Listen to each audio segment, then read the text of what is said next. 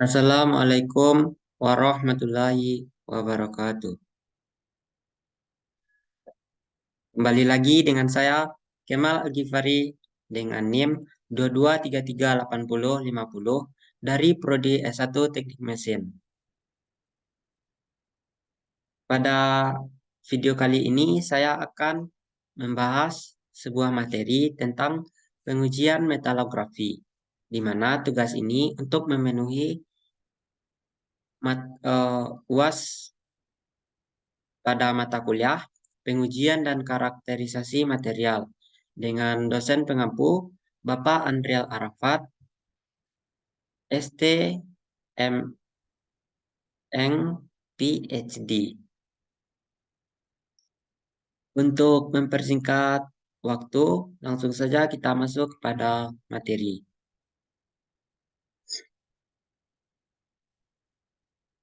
Pertama-tama, kita perlu tahu apa itu metalografi. Secara umum, metalografi merupakan ilmu yang mempelajari karakterisasi struktur dari logam atau paduan. Sedangkan menurut beberapa ahli, mereka mendefinisikan metalografi sebagai berikut. Yang pertama ada Robert C. West pada tahun 1979. Ia mengartikan metalografi adalah ilmu pengetahuan yang mempelajari struktur logam dan paduan logam dalam skala mikro dengan tujuan untuk memahami sifat dan performanya, serta untuk membantu dalam pengembangan dan pemilihan material. Ahli yang kedua ada Badesia dan Knott pada tahun 1993. Ia mendefinisikan metalografi sebagai ilmu pengetahuan dan teknik yang mempelajari struktur internal logam dan paduan logam dengan menggunakan mikroskop dan teknik analisis lainnya untuk memahami sifat dan performanya serta untuk membantu dalam pengembangan material baru. Yang ketiga ada Bain dan Grossbeck pada tahun 1967. Ia mendefinisikan metalografi sebagai ilmu pengetahuan yang mempelajari tentang karakterisasi logam dan paduan logam dalam skala mikro untuk memahami sifat dan performanya serta untuk membantu dalam kontrol kualitas material.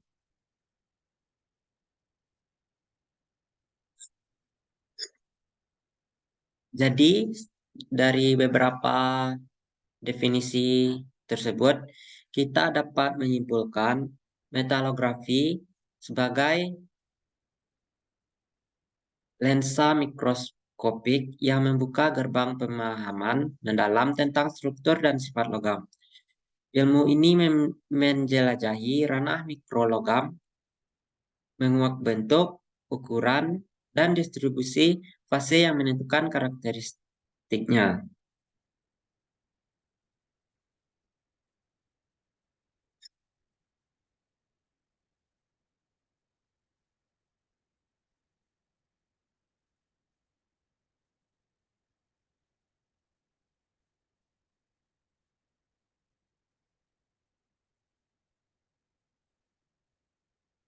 Selanjutnya kita masuk kepada sejarah singkat metalografi. Perjalanan metalografi dimulai pada abad ke-19 yang dipelopori oleh Henry Clifton Sorby. Ia kelahiran pada tahun 1826 dan dia wafat pada tahun 1908. Sorby dijuluki sebagai bapak metalografi. Ia mengembangkan teknik pengamatan mikrostruktur logam menggunakan ETSA, membuka jalan bagi pemahaman yang lebih mendalam tentang material ini. Seiring berjalannya waktu, metalografi terus berkembang dengan pesat. Mikroskop cahaya yang pada awalnya menjadi alat utama digantikan oleh mikroskop elektron yang menawarkan resolusi yang jauh lebih tinggi. Teknik analisis baru seperti difraksi sinar X dan analisis kimia juga dikembangkan untuk memberikan informasi yang lebih rinci tentang struktur dan komposisi logam. Kesimpulannya, metalografi telah berevolusi dari teknik observasi sederhana menjadi ilmu yang kompleks dengan berbagai aplikasi. Sejarahnya menandai perjalanan penemuan dan inovasi yang tak henti-hentinya mengantarkan kita pada masa depan material logam yang lebih baik dan bermanfaat bagi kehidupan.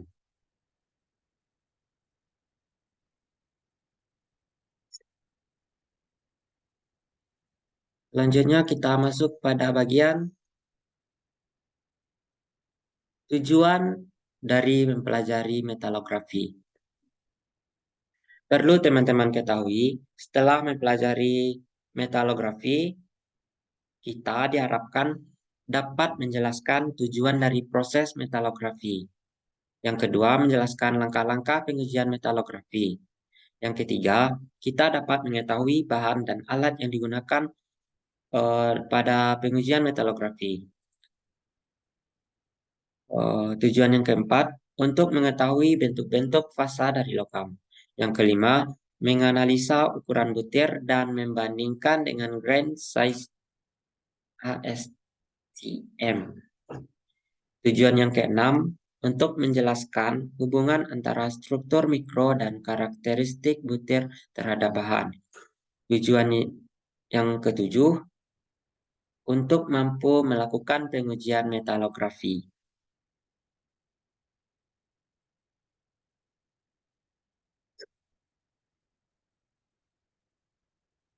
Selanjutnya kita masuk pada bagian klasifikasi pengamatan metalografi. Klasifikasi pengamatan metalografi terbagi menjadi dua.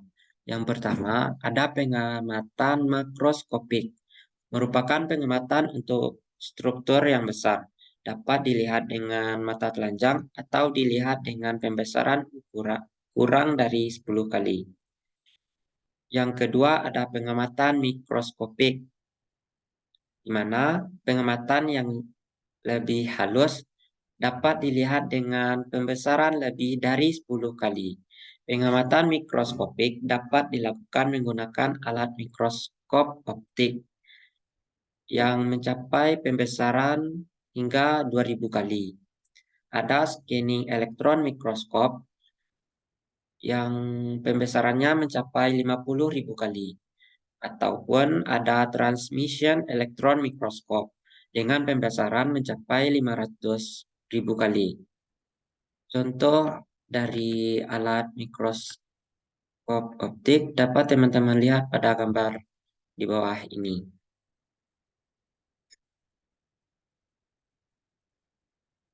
Selanjutnya kita masuk pada bagian alat dan bahan dalam pengujian metalografi. Alat yang kita gunakan dalam pengujian metalografi ada mesin potong, mesin gerinda, mesin poles, ada mikroskop, ada kamera, dan ada komputer. Bahan yang kita gunakan seperti sampel logam, ada amplas, ada pasta poles, ada larutan etsa, dan yang terakhir bahan-bahan pembersih setelah melakukan pengujian. Selanjutnya kita masuk pada bagian prosedur metalografi. Untuk mengamati struktur mikro yang terbentuk pada logam yang diamati biasanya memakai mikroskop optik.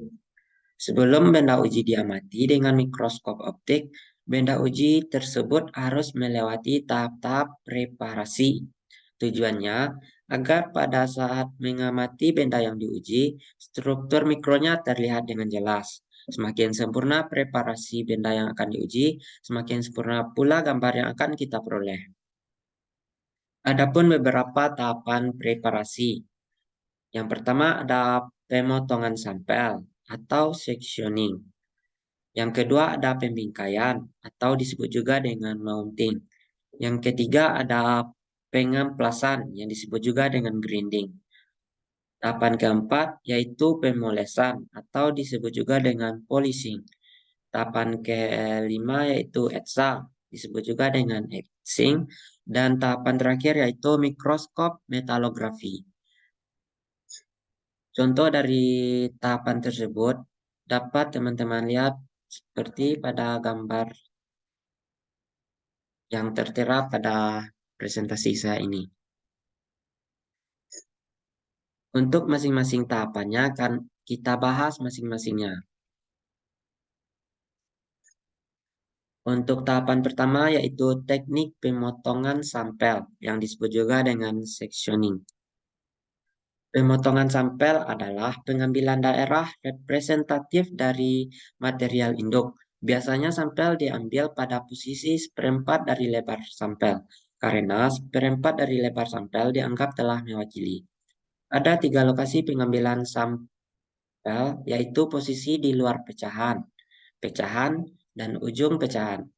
Teknik pemotongan sampel dapat kita lakukan dengan beberapa tahapan pula. Yang pertama ada pematahan. Teknik ini bertujuan untuk bahan getas yang keras. Teknik yang kedua ada pengguntingan. Teknik ini digunakan untuk baja karbon rendah yang tipis dan lunak. Teknik yang ketiga ada penggergajian. Ini digunakan untuk bahan yang lebih lunak dari 350 Hb. Teknik yang keempat ada pemotongan abrasi.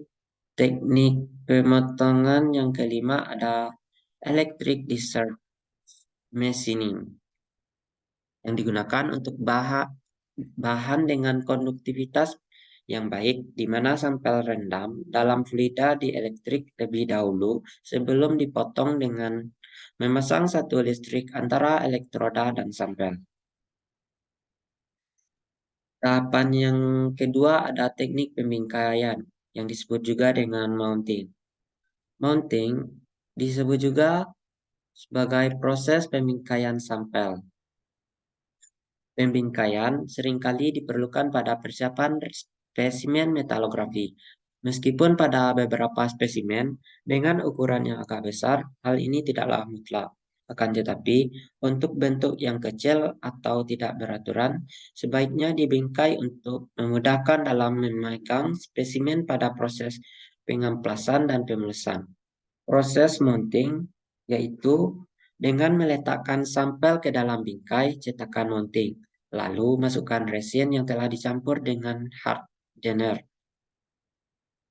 Larutan mounting harus memiliki sifat tidak bereaksi dengan sampel, kekentalannya sedang dalam bentuk cair dan bebas udara pada bentuknya yang padat, adesi yang baik dengan sampel, dan sifat yang terakhir ada kekuatan dan ketahanan yang sama besar dengan sampel. Teknik selanjutnya ada teknik pengamplasan atau grinding. Pengamplasan merupakan langkah yang penting saat mempersiapkan sampel metalografi. Apabila terjadi kesalahan dalam proses ini, akan terus berlanjut pada tahap selanjutnya, sehingga mengakibatkan kesalahan interpretasi mikrostruktur. Terdapat beberapa cara untuk melakukan proses pengamplasan, dimulai dari menggosokkan sampel pada tempat yang statis atau manual grinding, sehingga yang dilakukan dengan otomatis, yang disebut juga dengan automatic grinding. Sampel yang baru dipotong atau sampel yang telah terkorosi akan memiliki permukaan yang kasar. Permukaan yang kasar tadi harus diratakan lagi dengan agar pengamatan struktur dapat mudah dilakukan. Pengamplasan bertujuan untuk memperhalus sampel dan membersihkan kotoran-kotoran yang terlihat seperti bekas karat, menghilangkan geram-geram yang menempel pada sampel, serta menghilangkan adanya deformasi. Teknik selanjutnya ada teknik pemolesan yang disebut juga dengan polishing. Pemolesan merupakan langkah persiapan sampel metalografi yang untuk menghilangkan bekas goresan pada sampel akibat proses pengamplasan. Pada proses ini didapatkan permukaan sampel yang bebas gores dan mengkilap karena dapat menghilangkan ketidakaturan sampel hingga orde 0,01 mm. Permukaan sampel yang akan diamati di bawah mikroskop harus benar-benar rata. Jika permukaan sampel kasar atau bergelombang, maka pengamatan struktur mikro akan sulit dilakukan karena cahaya yang datang dari mikro dipantulkan secara acak oleh permukaan sampel. Pergerakan sampel yang konstan akan mencegah terjadinya cacat ekor komet dan cacat lainnya yang berkaitan dengan arah poles. Proses pemolesan akan terus berlanjut hingga goresan hasil pengamplasan hilang. Sampel hasil poles dibersihkan dengan air yang mengalir, kemudian dilap dengan kain katun, lalu dikeringkan. Selanjutnya ada teknik etsa atau etching. Untuk beberapa jenis material, mikrostruktur baru muncul ketika diberi zat etsa. Proses etsa dilakukan dengan tujuan untuk mengkikis daerah batas butir, sehingga struktur bahan dapat diamati dengan jelas dan tajam dengan bantuan mikroskop optik. Nah, proses etsa untuk mendapatkan kontras dapat diklasifikasikan atas beberapa hal. Yang pertama, etsa tidak merusak. Yang kedua, etsa merusak. Etsa yang merusak ini adalah proses perusakan permukaan spesimen secara kimia agar terlihat kontras atau perbedaan intensitas di permukaan spesimen. Etsa merusak terbagi dua metode, yaitu chemical etching atau etsa kimia. Yang kedua ada physical etching. Pada etsa fisik, dihasilkan permukaan yang bebas dari sisa zat kimia dan menawarkan keuntungan jika etsa elektrokimia sulit dilakukan. Selanjutnya ada teknik mikroskop metalografi. Mikroskop metalografi merupakan teknik yang terakhir dilakukan. Pada teknik ini berbeda pada cara penyinaran pada spesimen jika dibandingkan dengan mikroskop biologi. Benda yang diuji tidak tembus cahaya. Sampel tersebut diberi sinar. Sorotan cahaya mendatar dari sumber cahaya yang dipantulkan oleh reflektor atau cermin datar. Kemudian turun melewati lensa objektif menuju benda uji. Sebagian dari sinar dipantulkan oleh permukaan dan melewati lensa-lensa yang ada di dalamnya akibat terjadi pembesaran dengan pembesaran maksimum hingga 100%. Mikroskop tersebut lalu dihubungkan dengan kabel konektor menuju TV.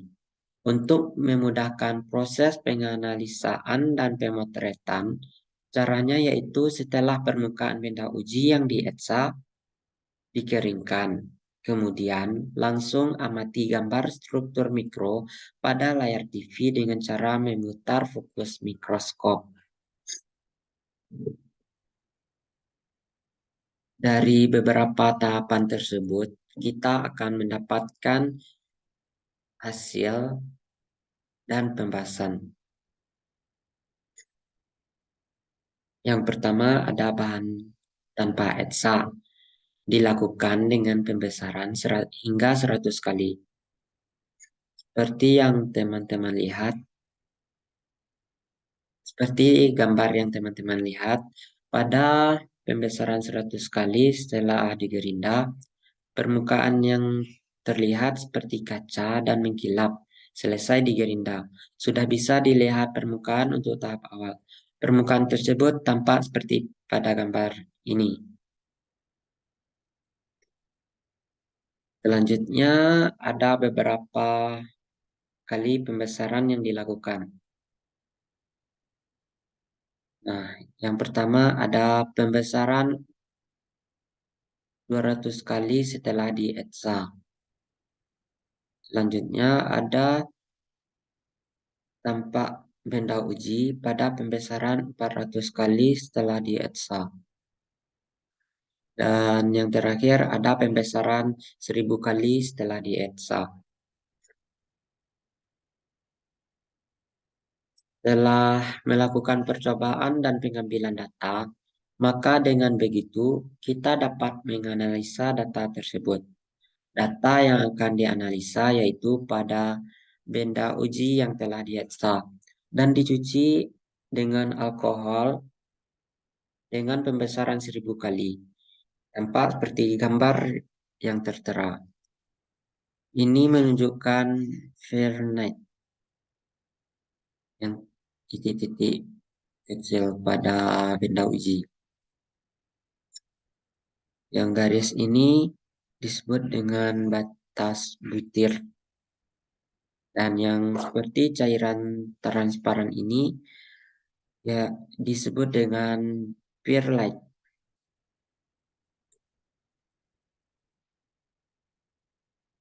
Dari hasil pengamatan dapat dilihat struktur yang paling dominan terdapat unsur baja karbon adalah struktur ferrite dan perlite. Baik pembesaran 100 kali, 200 kali, 400 kali, hingga 1000 kali. Pada gambar, terlihat tampak sebagian hitam putih serta putih yang dipisahkan oleh garis yang tidak beraturan. Bercak-bercak putih ini dinamakan dengan ferrite yang memiliki sifat lunak, ulet, dan magnetik hingga temperatur tertentu. Sedangkan bercak-bercak yang tampak hitam dan putih pada gambar dinamakan perlite, memiliki sifat yang lebih keras dan kuat daripada ferrite. Ini disebabkan oleh adanya fase cementite atau carbide dalam bentuk-bentuk lamel-lamel. Garis yang tidak beraturan ini adalah pembatas butir antara satu butir dengan butir lainnya oleh garis pembatas tersebut. Maka dapat dilihat bahwa ukuran butir menjadi sangat beragam, mulai dari yang paling kecil, sedangkan hingga yang terbesar dengan bentuk yang tidak beraturan juga.